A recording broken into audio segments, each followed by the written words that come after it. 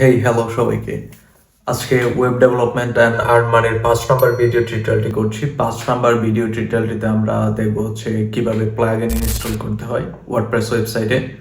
আমরা আগের ভিডিও টিউটোরিয়ালটিতে দেখেছিলাম কিভাবে একটি ওয়ার্ডপ্রেস ওয়েবসাইটে থিম ইনস্টল করতে হয়। সো আজকে আমরা দেখব কিভাবে একটি ওয়ার্ডপ্রেস ওয়েবসাইটে একটি প্লাগইন ইনস্টল করতে হয়। আমি বেসিক যে প্লাগইনগুলো রয়েছে সেই প্লাগইনগুলো অলরেডি ইনস্টল করে রেখেছি। সো আজকে আমি আপনাদেরকে দেখিয়ে দেবো যে প্লাগইনগুলো আসলে আপনি কিভাবে ইনস্টল করবেন। আপনারা এখান থেকে নামগুলো ধরে ধরে ওখান থেকে সার্চ করে আপনারা প্লাগইনগুলো ইনস্টল করে নেবেন। সো আমরা প্রথমে ওয়েবসাইটটিতে লগ ইন করে নেব। আগের প্রসেসে WP অ্যাডমিনে যাবেন, সেখান থেকে লগ ইন করে নেবেন। লগ ইন করার পর আপনারা চলে আসবেন হচ্ছে যে আপনাদের প্লাগইন সেকশনে ক্লিক করার পর আপনাদের সামনে এরকম একটি ইন্টারফেস শো হবে। আপনাদের যে এক্সিস্টিং প্লাগইনগুলো রয়েছে ওগুলোকে ডিলিট করে দিবেন। সো ডিলিট করার পর আপনারা নতুন যে প্লাগইনগুলো আমাদের কাজ করার জন্য ইনিশিয়াল যে প্লাগইনগুলো লাগবে সেগুলোর লিস্ট আমি এখানে দিয়ে দিয়েছি, আপনারা দেখে নেবেন ভিডিওটি থেকে। সো এগুলো হচ্ছে যে বেসিক প্লাগইনগুলো আমি দিয়ে দিয়েছি এখানে লিস্টটা। সো এখান থেকে আপনারা নামগুলো ধরে ধরে আপনারা ওখানে যদি সার্চ করেন, সার্চ করলে আপনারা পেয়ে যাবেন এগুলো। সো সার্চ করার জন্য আপনাদের যেটা করতে হবে, এট ফার্স্ট আপনাদেরকে অ্যাড প্লাগইনে ক্লিক করতে হবে। সো অ্যাড প্লাগইনে আসার পর এখান থেকে আপনারা যে কাজটি করবেন, এখানে সার্চ প্লাগইন যেই লেখাটি দেখতে পাচ্ছেন, এখানে পাশে যে বক্সটি রয়েছে এখানে ক্লিক করবেন। ক্লিক করার পর লাইক আমরা এখন যদি সার্চ করি এখানে ক্লাসিক এডিটর লিখে,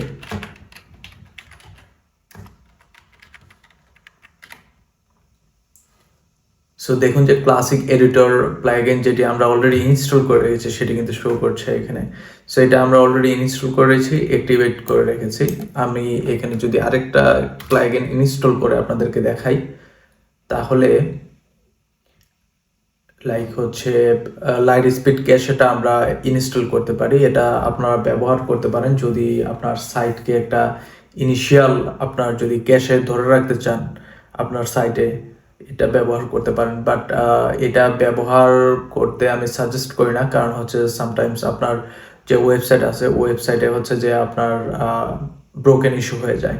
সো এটা ইউজ না করাই বেটার। বাট আমি দেখাচ্ছি যে কীভাবে আপনারা ইনস্টল করবেন। এখান থেকে আপনারা ইনস্টল বাটনটিতে ক্লিক করবেন, সবগুলো যে কোনো প্লাগইনের আপনারা ইনস্টল বাটনটিতে ক্লিক করবেন। ক্লিক করে এখানে অ্যাক্টিভেট ক্লিক করে দিবেন। WooCommerce হলে WooCommerce টু এখান থেকে ইনস্টল করতে পারবেন, অ্যাক্টিভেট করে দিতে পারবেন। সো আপনার যদি ই-কমার্স সাইট হয় তাহলে আপনারা WooCommerce ব্যবহার করতে পারেন এবং সেটির পেড ভার্সন, ফ্রি ভার্সন যেগুলো আপনারা নিতে চান সেগুলো ব্যবহার করতে পারেন। সো এখান থেকে এই যে বেসিক যে প্লাগইনগুলো রয়েছে, classic editor, contact form 7, easy table of content, instant indexing and হচ্ছে আপনার rank math SEO plugin. So and after plus backup and restore. So আমরা ওয়েবসাইট মাইগ্রেশন এবং ব্যাকআপ রাখার জন্য হচ্ছে যে আমরা আফটার ব্যবহার করব। প্লাস আমরা এসইও করার জন্য হচ্ছে র্যাঙ্ক ম্যাথ ব্যবহার করব। ক্যাশে রাখার জন্য আমরা অন্য একটি প্লাগইন ইউজ করবো, বাট এটি ইউজ করবো না, এটি ব্রোকেন ইস্যু তৈরি করে একটি ওয়েবসাইটে। দেন আমরা ইনস্টল করব ইনস্ট্যান্ট ইন্ডেক্সিং, যেটি কাজ করবে হচ্ছে যে গুগলে এবং অন্যান্য যে সার্চ ইঞ্জিনগুলো রয়েছে সেগুলোতে আমাদের যে লিঙ্কগুলো রয়েছে ওয়েবসাইটের লিঙ্কগুলোকে দ্রুত ইন্ডেক্স করানোর জন্য আমরা ইনস্ট্যান্ট ইন্ডেক্সিং যে প্লাগইন রয়েছে সেটি ইউজ করব।